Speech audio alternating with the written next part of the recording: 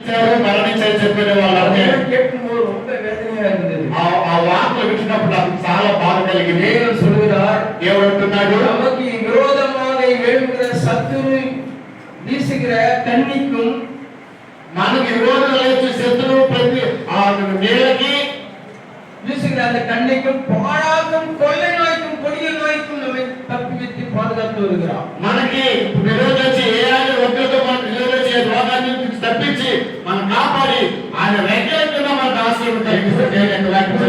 நாம் அவருடைய வார்த்தைக்கு உண்மையாக கீழ்ப்படிந்து நடக்கும் போது ఎప్పుడైతే మనం నిజంగా ఆయన మాటకు లోబడి జీవించినప్పుడు దేవుడు நம்மை ఆశీర్వదిస్తాడు. దేవుడు మనల్ని ఆశీర్వదిస్తాడు. బలిష్టమైన రెక్కల చాటున మనకు ఆశీర్వదిస్తాడు. హల్లెలూయా హల్లెలూయా. వచనத்தை వాసింగ 12 10 నీకు అపాయం ఏమీ రాదు, ఏ తెగులు నీకు సమీపించు. హల్లెలూయా.